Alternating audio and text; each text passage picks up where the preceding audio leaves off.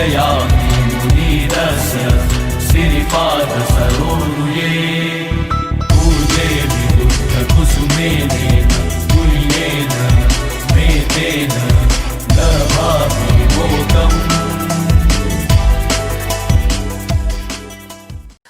जय भीम, नवबुद्धाय। अखंड जगाला शांतीचा महान संदेश देणारे शांतीदूत तथागत भगवान गौतम बुद्ध या जगामध्ये तथागतांचा शांतीचा मार्ग संपूर्ण जगभरामध्ये पोचवणारे तथा असंख्य स्तूप आणि लेण्याचे निर्माते, या दगडी पाषाणामध्ये धम्म कोरून ठेवणारे, ज्यांना आपण चक्रवर्ती सम्राट अशोक म्हणून या भूतलावरती जाणतो, त्याचप्रमाणे या महाराष्ट्राच्या मातीमध्ये बुद्ध धम्माला खऱ्या अर्थानं कोरून ठेवण्याचं ज्यांनी काम केले तो या महाराष्ट्राचा पहिला ज्ञात राजवंश चक्रवर्ती सम्राट सातवाहन। या सातवाहनांच्या तीसही राजांना अभिवादन। त्याचप्रमाणे चक्रवर्ती सम्राट हर्षवर्धन या महाराष्ट्राच्या मातीतून जगामध्ये सिम्बॉल ऑफ नॉलेज म्हणून ठरलेले जगतमान्य विद्वान बोधिसत्व म्हणून ज्यांना नावाजलं जातं, आणि या बोधिसत्वानं या भारतामध्ये द्वितीय धम्मशासन सुरू केलं आणि त्या द्वितीय धम्मशासनाचे जनक म्हणून विश्वरत्न डॉक्टर बाबासाहेब आंबेडकर यांना देखील त्रिवार अभिवादन। त्याचप्रमाणे या महाराष्ट्रामध्ये स्त्री एक राज्यकर्ती असते आणि त्या स्त्री एक खूप मोठ्या प्रमाणात आपल्या राज्याची धुरा वाहू शकते किंवा ती कर्तव्य आणि कर्तबगार असू शकते, याचा आढावा देणाऱ्या या महाराष्ट्राच्या ज्या काही ज्ञात राजवंश ठरलेले आहेत त्यापैकी सातवाहन नागनिका राणी, आणि त्याचबरोबर या महाराष्ट्रामध्ये ज्याने विश्वरत्नाला विश्वरत्न बनवण्यासाठी अखंड मेहनत घेतली त्या आपल्या सर्वांच्या आईसाहेब रमाई माता। आणि आज बांधवांनो, आज आपण ज्या दिवसाच्या निमित्ताने या ठिकाणी आलेलो आहोत तो दिवस अतिशय महत्त्वाचा आहे। याला अशोक विजयादशमी म्हटलं जातं, परंतु या दिवसाचं खरं महत्त्व असं आहे, या दिवसाला आपण चक्रवर्ती सम्राट अशोक याचा धम्मविजय म्हणून म्हटला जातो। आता या धम्मविजयाच्या दिवसानिमित्ताने आज आपण आलेलो आहोत, तर हा धम्मविजय म्हणून काय आहे हे आपल्याला माहिती होणं गरजेचं आहे, कारण ज्या ठिकाणाहून आपण ह्या गोष्टी सांगण्याचा प्रयत्न करत आहोत ती ऐतिहासिक बुद्धलेणी आहे। नेनावली, रायगड जिल्ह्यातील सुधागड पाली या तालुक्यामध्ये असणाऱ्या नेनावली गावामध्ये नेनावली नावाची ऐतिहासिक बुद्धलेणीमधून आपण आज हा कार्यक्रम करत आहोत। लेणी म्हटल्यानंतर साहजिकच बुद्ध धम्माचं महान विचारधारा लोकांपुढे जाते, आणि हेच ती केंद्रस्थान आहे जिथून जगापर्यंत हा बुद्धाचा धम्म पोहोचला, आणि या जगापर्यंत पोहोचलेल्या धम्माचं महत्त्व इतर लोकांना कळावं किंवा इतर समाजाला समजावं यासाठी हा ऐतिहासिक ठिकाणी येऊन त्या काळात देखील अशाच पांढऱ्या शुभ्र वस्त्रामध्ये उपासक वर्ग या ठिकाणी येत होते, आणि आज 2000 वर्षाची परंपरा आपण पुनर्जीवित करण्याचा प्रयत्न करत आहोत। 24 डिसेंबर 1954 साली बाबासाहेबांनी देखील 25 डिसेंबर 1954 साली बाबासाहेबांनी देखील देऊरड या ठिकाणी चोखोबाच्या मंदिरामध्ये बुद्धाची मूर्ती प्रतिष्ठापना करताना एक वाक्य म्हटलं होतं। ते वाक्य असं होतं, बाबासाहेब म्हणतात की मी माझ्या घर दुरुस्त करायला घेतलेलं आहे। तर ते घर दुरुस्त करायला म्हणजे नेमकं काय करायला घेतलेलं होतं त्या ठिकाणी बाबासाहेब सांगतात, त्याचं महत्त्व आपल्याला समजलं पाहिजे, म्हणून आपल्याला या ठिकाणी ह्या लेणीच्या माध्यमातून बाबासाहेब बऱ्याच गोष्टी सांगतात। त्या भाषणामध्ये बाबासाहेब म्हणतात की या भारतामध्ये 2000 लेण्यांपैकी 1500 लेणी या महाराष्ट्रामध्ये आहेत, आणि महाराष्ट्र हा 100% बौद्ध धर्मीय लोकांचा प्रदेश होता। याचं उदाहरण द्यायचं झालं किंवा याचा पुरावा द्यायचा झाला तर या काळ्या पाषाणामध्ये कोरलेल्या या लेण्या आहेत, आणि हे बाबासाहेबांनी दिलेलं उदाहरण केवळ उदाहरण नव्हतं, म्हणून बाबासाहेब त्या ठिकाणी शेवट असं म्हणतात की 1250 वर्षानंतर या भूमीमध्ये बुद्धाच्या मूर्तीची प्रतिष्ठापना करण्याचा सन्मान आपल्याला भेटलेला आहे, हे सर्वात महत्त्वाचं आहे। आणि आपण त्याच उद्देशानं 1954ला 25 डिसेंबर 1954ला बाबासाहेबांनी सुरू केलेल्या या धम्मचक्राच्या महत्त्वाच्या विषयाला आपण हात घालून हा धम्मचक्र सातत्यानं गतिमान राहील यासाठी आपण प्रयत्न करणं गरजेचं आहे। म्हणून हा अशोक विजयादशमीच्या दिनानिमित्त, थोडक्यात अशोक विजयादशमीचा दिन काय असतो हे सांगतो। चक्रवर्ती सम्राट अशोकाचा राज्याभिषेक झाल्यानंतर 8व्या वर्षी चक्रवर्ती सम्राट अशोकानं कलिंगाचं युद्ध केलं होतं। आता बऱ्याच ठिकाणी इतिहासकांनी सम्राट अशोकाला चंड अशोक आणि त्यानं असंख्य लोक मारले वगैरे भरपूर काही गोष्टी सांगण्याचा प्रयत्न केला आहे, परंतु ह्या इतिहासाच्या आणि पुराव्याच्या अभावी खोट्या पडलेल्या आहेत. तर चक्रवर्ती सम्राट हा सुरुवातीपासूनच बुद्ध धम्माचा उपासक आहे, बुद्धाच्या शिकवणीचा उपासक आहे. त्यानं कधीही कोणावरती जुलमी अत्याचार केलेले नाहीत. याचे पुरावे आपल्याला सापडतात, ते म्हणजे तक्षशिलेचा राजदूत असतेवेळी तिथे जनतेनं जे बंड केलं होतं ते जनतेचं बंड तलवार हातामध्ये न घेता शमवणारा चक्रवर्ती सम्राट अशोक आहे. म्हणून चक्रवर्ती सम्राट अशोकाचं जे चरित्र हनन केलं जातं की तो चंड अशोक होता वगैरे, तर आपल्याला ह्या धम्मविजय नेमका कसा होता हा देखील आम्हाला समजलं पाहिजे. कारण बऱ्याचशा इतिहासकारांनी, बऱ्याचशा अभ्यासकांनी किंवा अशाही बौद्ध साहित्य आहेत की जिथे बौद्ध धम्माला मोठं स्थान देण्यासाठी देखील सम्राट अशोकाचा या ठिकाणी सम्राट अशोकाला चंड अशोक बनवण्याचा प्रयत्न केलेला आहे.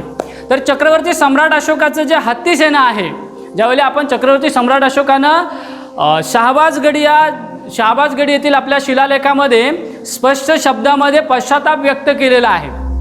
आणि हा पश्चाताप काय व्यक्त केलेला आहे, किती माणसं मारली गेली, किती माणसं बंदी केली गेली, किती प्राणी मारले गेले आणि त्याचं कारण काय होतं हे देखील चक्रवर्ती सम्राट अशोक अगदी चांगल्या पद्धतीनं पश्चाताप व्यक्त करून सांगतात. याचा अर्थ स्पष्ट आहे की चक्रवर्ती सम्राट अशोक क्रूर नाही आहे. तो जर का क्रूर असता तर पश्चाताप व्यक्त केला नसता. ज्याप्रमाणे आपण अनेक राजांच्या गोष्टी वाचतो, ज्याप्रमाणे राजपूत राजांचा इतिहास आपण अभ्यासात येतो, त्यामुळे राजपूत राजाने कुठेही पश्चाताप व्यक्त केलेले नाहीत.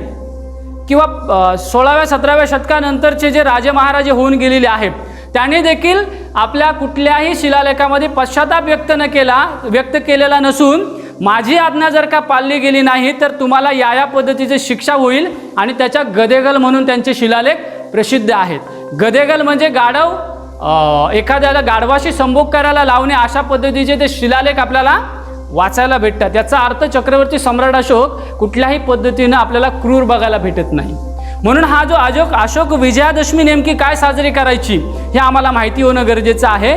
कलिंग हे राज्य त्याच्या राज्य शासनामध्ये यावं. चंद्रगुप्त मौर्यानं देखील खूप प्रयत्न करूनही कलिंग हे अशोकाच्या म्हणजे चंद्रगुप्त मौर्याच्या साम्राज्यामध्ये आलेलं नाही. बिंदुसारालाही ते शक्य झालेलं नाही.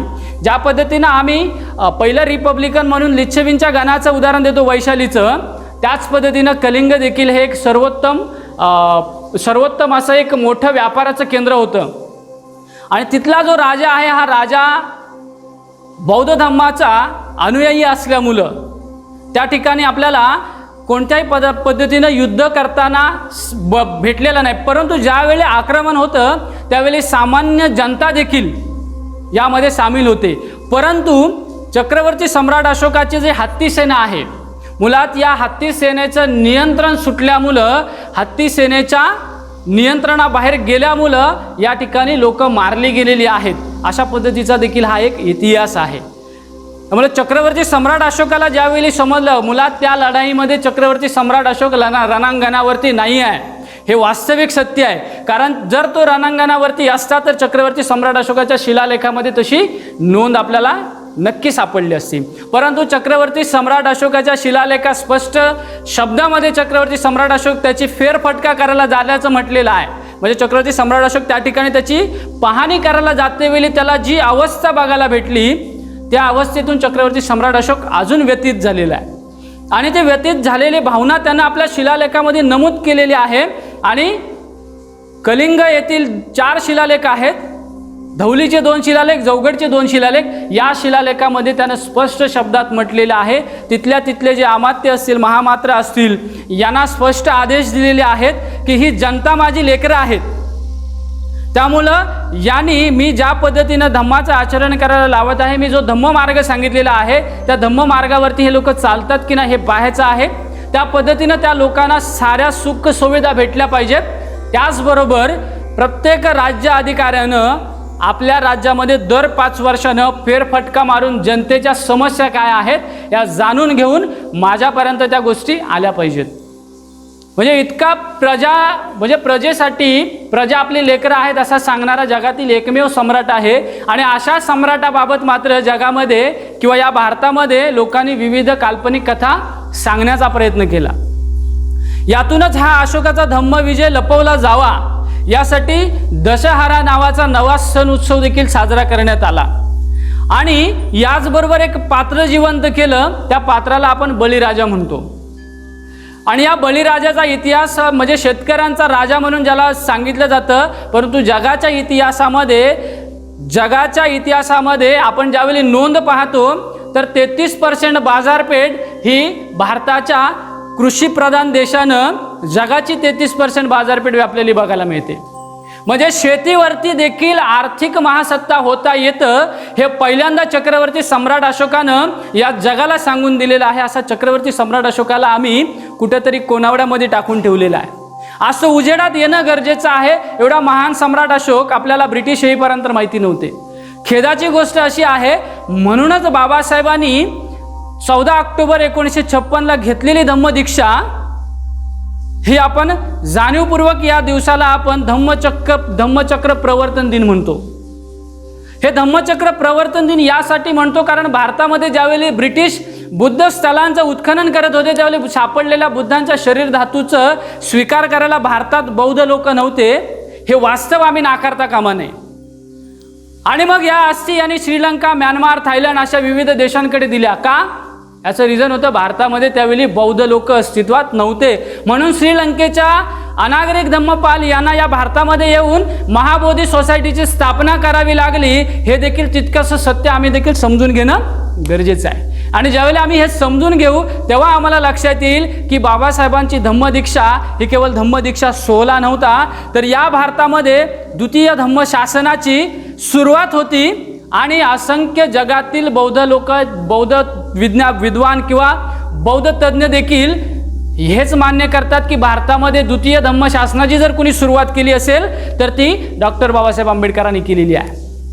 आणि हे ज्या लोकांनी या भारतामध्ये म्हणजे म्यानमारहून भारतामध्ये विपස්සना घेऊन आले त्या विपස්සनाचार्य ज्यांना आपण म्हणतो ते गोयंका गुरुजी देखील यांनी देखील द्वितीय धम्मशासन जर कोणी सुरू केलं असेल तर ते बाबासाहेबांनी सुरू केलेलं आहे. हे देखील ठामपणे सांगितलेलं आहे. मग जर द्वितीय धम्मशासन ज्यांनी निर्माण केलं आणि ते द्वितीय धम्मशासन पण कधी सुरुवात केली तर सम्राट अशोकाचा विजयादशमी दिन म्हणून, ज्याला आपण विजयादशमी दिन म्हणतो, अशोक विजयादशमी म्हणजे जिथे चक्रवर्ती सम्राट अशोकाचा धम्मविजय आहे. तारीख 14 ऑक्टोबर आहे, परंतु त्याच दिवशी बरोबर अशोक विजयादशमी देखील आलेली आहे. दोन्ही गोष्टीची सांगड घालून सुट्टीचा दिवस त्याचबरोबर या ठिकाणी एक महान म्हणजे धम्मविजय देखील आहे. आता धम्मविजय म्हणजे नेमका काय आहे तर चक्रवर्ती सम्राट अशोक आपल्या शिलालेखामध्ये असं म्हणतात की पूर्वी या रणांगणावरती युद्धाच्या भेरी वाजायच्यात, अर्थात युद्धाचे जे साऊंड असे ज्याला आपण असं म्हणतो की युद्ध घंटाजी म्हणतात, तर युद्धभेरी तिला म्हटलं जातं. आज त्याच रणांगणामध्ये धम्माचा घोष होतोय. आणि हे सगळ्यात महत्त्वाचं आहे की त्या ज्या ठिकाणी युद्ध होत होते आज ठिकाणी लोक धम्मनाद आज त्या ठिकाणी पोहोचू लागलेला आहे. तर हाच धम्मनाद आपल्या सगळ्यांना जगापर्यंत पोहोचवायचा आहे. म्हणजे थोडक्यात काय की आम्ही जे एकमेकांबद्दल कटुता निर्माण करतो किंवा एकमेकांबद्दल आमच्यामध्ये द्वेष भावना निर्माण होते, ज्या वेळेला आपण एखाद्या विभागामध्ये किंवा एखाद्या प्रदेशामध्ये जाऊ तर तिथल्या प्रत्येक माणसाप्रती आमच्या मनामध्ये करुणा आणि मैत्रीच निर्माण झाली पाहिजे, तरच आम्ही या खऱ्या धम्म घोषाचे किंवा हा धम्मनाद जगापर्यंत पोहोचवणारे ठरू. नाहीतर एखाद्या प्रति द्वेष भावना बाळगून आपण केव्हाही या मार्गावरती चालू शकणार नाही. एवढा महान संदेश आहे आणि हा आजच्या दिवशी सगळ्यात महत्त्वाचा आहे, तो आम्हाला देखील समजला पाहिजे. आणि त्याचबरोबर आज आपण ऐतिहासिक बुद्ध लेणीवरती आलेलो आहोत. जवळपास 2000 वर्षापेक्षा जास्त जुनी अशी वास्तू जी महाराष्ट्राचा नाथ राजवंश सातवाहन यांनी निर्माण केलेली आहे. आणि या सातवाहन यांनी निर्माण केलेली ऐतिहासिक वास्तूमध्ये आज आपण अशोकाचा महान धम्मविजय साजरा करतोय. 2018ला आपण या ठिकाणी बाबासाहेब विश्वरत्न महामानव डॉक्टर बाबासाहेब आंबेडकरांची जयंती देखील साजरी केलेली होती. तर हे उपक्रम आपण लेण्यांमध्ये का साजरे करावे? कारण ही ऐतिहासिक केंद्र आहेत. इथून तुमची आयडेंटिटी क्लिअर होते. या ठिकाणाला तुम्ही कोणत्याही माणूस तुम्हाला हे जय भीमवाल्यांचं मंदिर आहे असं म्हणू शकणार नाही. याच्याकडे बघताना एकच आयडेंटिटी निर्माण होते, ती म्हणजे ही बुद्ध लेणी आहे आणि इथं आलेले लोक हे बुद्धिस्ट आहेत. तर ही आयडेंटिटी जगासमोर अगदी म्हणजे सोप्या पद्धतीनं जाते. याचं उदाहरण बघायचं झालं तर एक भिक्खुनी आपल्याकडे जर येत असतील आणि त्या भिक्खुनी लेण्यांवरती राहिल्यानंतर तिथल्या आजूबाजूच्या प्रदेशामधील लोकांमध्ये जागृती निर्माण होते. मग तो कुठल्याही धर्माचा असू द्या, कुठल्याही पंथाचा असू द्या, त्याला त्या लेणीबद्दल आस्था निर्माण होते की कुठली तरी चांगली गोष्ट आहे, कुठल्या तरी चांगल्या कारणांसाठी बनवलेली आहे आणि मग इथून धम्म लोकांपर्यंत पोहोचू शकतो. तर अपेक्षा आहे आपण सगळेजण या माध्यमातून धम्म लोकांपर्यंत पोहोचवण्याचा प्रयत्न करूया. थोडक्यात मी आजच्या दिवसाचं थोडं तुम्हाला माहिती सांगण्याचा प्रयत्न केला आणि ज्यांनी सम्राट चक्रवर्ती अशोकाला कुठेतरी बाजूला ठेवलेला आहे अशा सर्वांनाच विनंती आहे, प्रत्येक बौद्ध बांधवाच्या घरामध्ये किमान चक्रवर्ती सम्राट अशोकाचं एक पुस्तक असणं गरजेचं आहे. जर चक्रवर्ती सम्राट अशोक आम्हाला माहिती झाला तरच आम्ही चक्रवर्ती सम्राट अशोक सांगू शकू. प्रतिमा ही आपल्याला त्या व्यक्तीचं गुण स्वीकारण्यासाठी असते की त्याच्याकडून आपण काय स्वीकारायचं.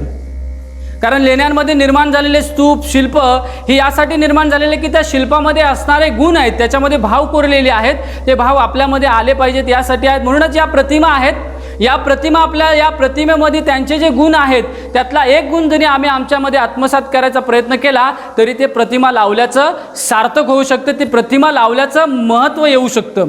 जर आम्ही नुसती प्रतिमा लावली, त्याच्या पुढे पुष्प ठेवले, पूजा काहीही कामाची नाही. कारण बुद्ध स्पष्ट शब्दामध्ये सांगतात, महाकश्यप ज्यावेळी बुद्धांकडे जातात म्हणजे धम्मदीक्षा घेण्या अगोदर, त्यावेळी महाकश्यप बुद्धांना म्हणतात की ही जी पूजापाठ, ही अधिष्ठानं आहेत, हे जे सर्व आहे हे व्यर्थ आहे काय. त्यावेळी बुद्ध अगदी छोट्याशा उदाहरणासही स्पष्ट करतात. बुद्ध म्हणतात, एखाद्या व्यक्तीला नदीच्या दुसऱ्या किनाऱ्यावरती जायचं असेल तर तो कशा पद्धतीनं जाईल.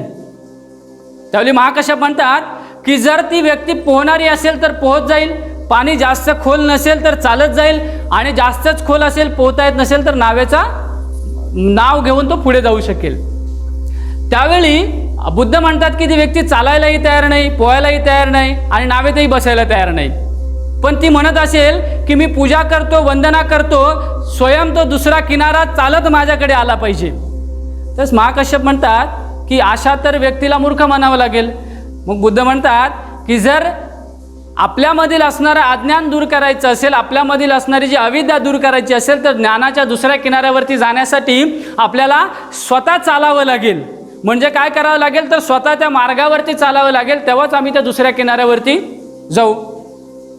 त्यावेळी महाकश्यप त्यावेळी म्हणतात की एवढीशी छोटीशी गोष्ट आहे परंतु आम्हाला समजायला उशीर झाला. त्यानंतर जे संजय वेलबुद्ध आहेत ते देखील बुद्धाकडे येतात आणि म्हणतात की समजा एखाद्यानं तुमचा हाच मार्ग धर्म म्हणून प्रस्थापित केला तर. त्यामुळे बुद्ध म्हणतात की एखादी व्यक्ती त्या नावेमध्ये बसलेली आली आणि ती नाव त्या दुसऱ्या किनाऱ्यावरती गेल्यानंतर ती व्यक्ती ती नाव डोक्यावर घेऊन तर फिरत नाही.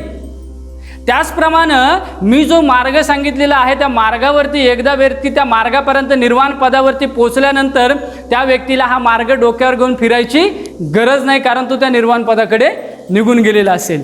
हा मार्ग त्या लोकांसाठी आहे जे लोक दुःखामध्ये अडकून पडलेले आहेत, अंधश्रद्धा या कर्मकांडामध्ये अडकून पडलेले आहेत, अशा लोकांसाठी आहे. परंतु जे लोक या मार्गावरती पुढे जाऊन निर्वाण पदाकडे पोचलेले आहेत त्यांना या मार्गाची गरज भासणार नाही. कारण